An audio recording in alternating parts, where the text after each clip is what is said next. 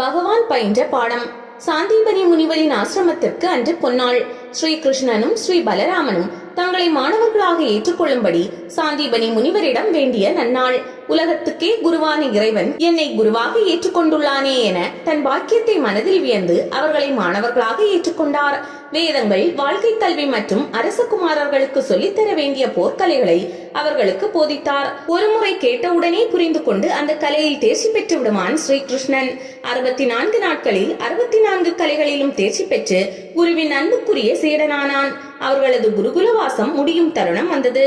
மாணவர்களிடம் ஒரு மனிதனின் உயர்வு அவனது பண்பை வைத்தே அமையும். பண்பில்லாதவன் உயர்ந்தவனாகான். குலம், பட்டம், செல்வம் மற்றும் புறத்தோற்றம் போன்றவற்றை வைத்து மதிப்பிடாமல் ஒருவனது பண்பை வைத்து மதிப்பளித்து எல்லாரிடமும் அன்பு காட்ட வேண்டும். இங்கு நீங்கள் கற்ற கல்வி வாழ்க்கையில் உபயோகப்பட்டு முழுமையடைந்தவர்களாக விளங்க என் உளமார்ந்த ஆசிகள் என்றார் சாந்தீபனி முனிவர். காலம் கடந்தது. துவாரகா அதிபதியாக வீற்றிருக்கிறார் ஸ்ரீகிருஷ்ணர். அரசே, தங்களை காண சுதாமா என ஒருவர் வந்திருக்கிறார். அவர் தங்கள் குருகுல தோழனாம். ஆனால் அவர் உடையையும் தோற்றத்தையும் பார்த்தால் அப்படி தெரியவில்லை. உள்ளே அனுமதிக்கலாமா என பணிவோடு வேண்டினான் அரண்மனை காவலன். சுதாமா என்ற பெயரை கேட்டதுமே தன் அரியணையிலிருந்து துள்ளி குதித்து வாசலுக்கு ஓடி வந்தார் ஸ்ரீகிருஷ்ணர். ஏழை சுதாமாவை கட்டி அணைத்து வரவேற்று அரியணையில் அமர்த்தி ஆனந்த கண்ணீரால் அவரது பாதங்களை அபிஷேகம் செய்து உபசாரம் செய்தார். நண்பர்கள் இருவரும் தங்கள் குருகுல காலத்தை நினைவு கூர்ந்தனர். குருவின் அருளாசியால் நான் இப்போது அஷ்டலட்சுமியுடன் எல்லா வளங்களும் பெற்று வாழ்க்கையில் முழுமையடைந்து உள்ளேன்.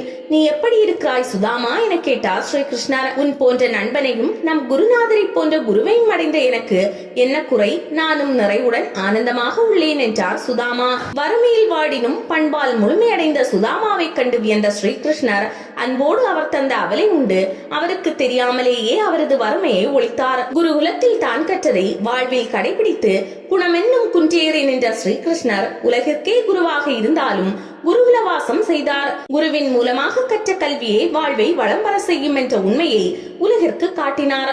கல்லாதவர் வாழ்வில் தாழ்ந்தவராவார் என்ற பொய்யாமொழி புலவரின் அருளிரையை ஏற்று ஸ்ரீகிருஷ்ணர் சுதாமாவை போல் நாமும் குருவை சரணடைந்து வாழ்க்கை கல்வியை பயின்று முழுமையடைவோம்.